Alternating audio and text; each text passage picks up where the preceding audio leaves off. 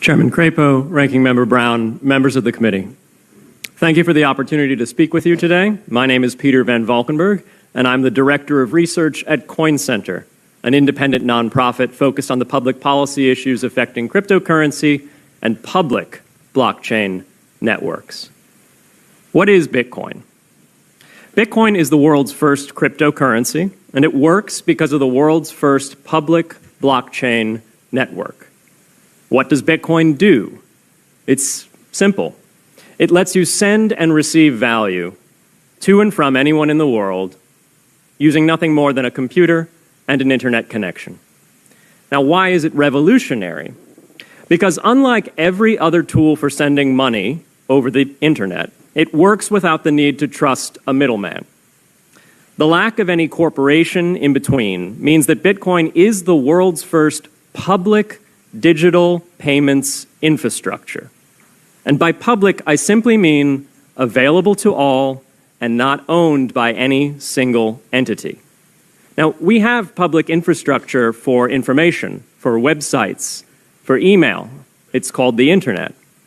But the only public payments infrastructure that we have is cash, as in paper money. And it only works in face-to-face transactions.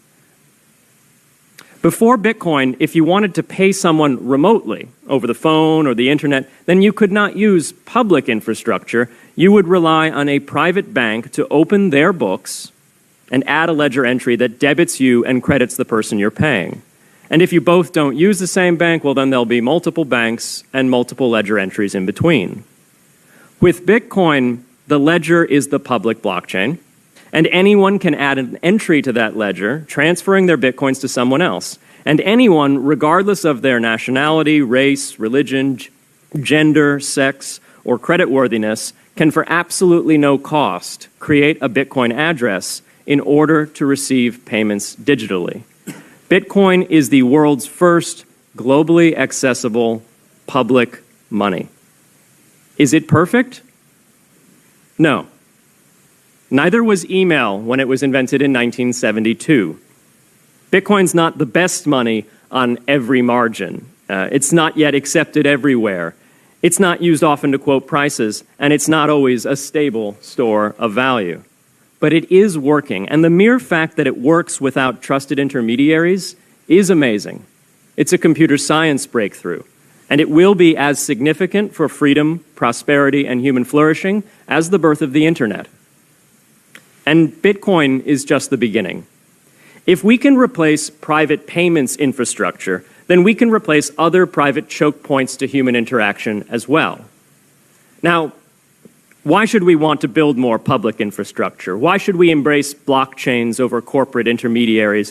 Why should we tolerate their inefficiencies and work to make them better? Why should we want the pioneers of this technology here in the United States and not fleeing overseas? A simple reason.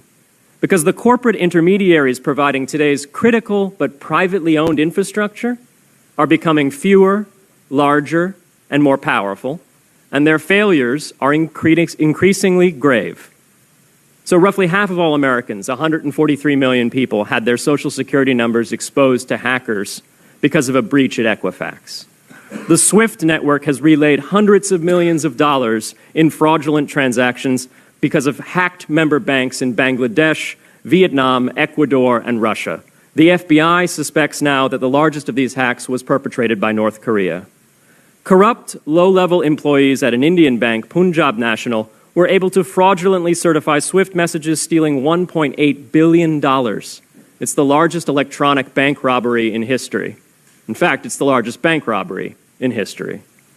In October 2016, an estimated 1.2 million internet-connected devices were hacked and turned into a botnet that for several hours made prominent websites unavailable across Europe and North America, including CNN and Fox News, the New York Times, and the Wall Street Journal. Increasingly, physical machines are being connected to the internet to augment their capabilities. They're wired through servers that are owned and maintained by private and trusted intermediaries, the so-called Internet of Things. Pacemakers from St. Jude's Hospital have been hacked. Baby monitors from TrendNet have been hacked. and Jeeps from Jeep have been hacked to the point where they can be remotely commandeered and driven off the road. Now, those vulnerabilities are inescapable in systems that have single points of failure. It doesn't matter if the point of failure is a corporation or if it's a government. There shouldn't be a single point of failure. Similar choke points existed before the internet. If you wanted to deliver a message, you'd have to go through one of 3 television broadcasters or a handful of newspapers. Private corporations are essential, but no critical infrastructure should rely on 1 or 2. The internet removed single points of failure in communications infrastructure and ushered in a wave of competition among new media corporations building on top of its public rails. Blockchains can similarly disintermediate critical payments and IoT infrastructure. The technology is not yet ready to answer all of those questions today, but it is our best hope.